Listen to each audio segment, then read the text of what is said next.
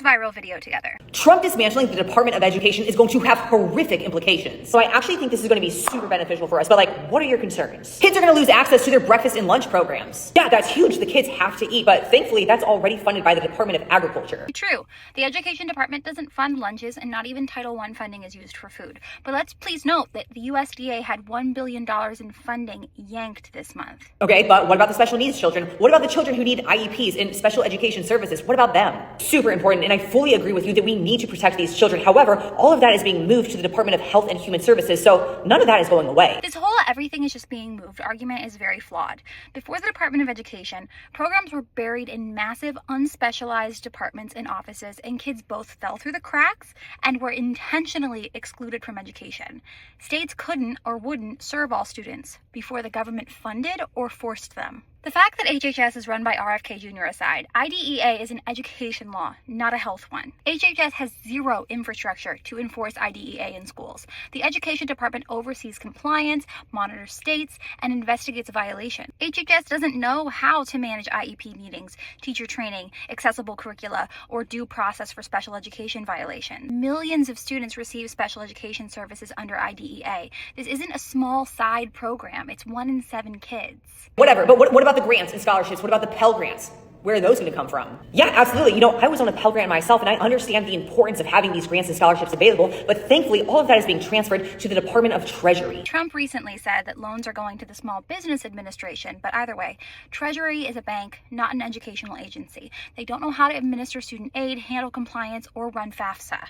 The Education Department's Office of Federal Student Aid regulates, audits, and holds colleges accountable for fraud and abuse. The Treasury will not do that because it's not their job, and they've never done it. Also, these moves that would have to be approved by Congress, by the way, come alongside a massive reduction in force, which means thousands of people are being fired. Check out the cuts in this department that we're talking about.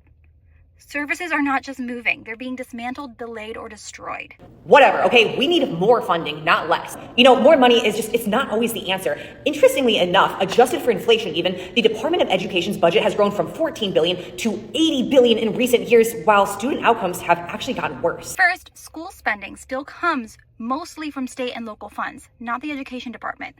The Education Department gives money specifically to marginalized students so they have a shot at the education that they deserve. Second, adjusted for inflation, the Education Department's budget reflects expanded responsibilities, population growth, tech needs, pandemic recovery, and support for underserved students.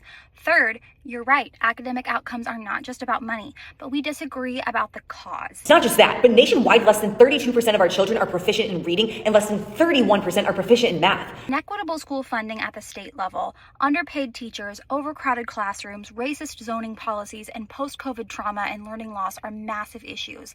Blaming the Education Department for poor outcomes is a misdirect. Soon we won't have this data because the people who administer NAEP were fired, and I have inside intel that the contractors who work on NAEP were also let go last month. But you know what helps improve proficiency? Intervention programs, literacy specialists, and federal support, which the Education Department helps both fund and provide best practices for. Taking away the agency coordinating those interventions is not the solution. The system is failing our children. It's time for it to go. I don't want states ranked 50th in education left to their own devices. I don't want schools where corporal punishment is still legal to go unchecked. I don't want LGBTQIA students and Black history and Indigenous history and diversity to be removed from my children's education.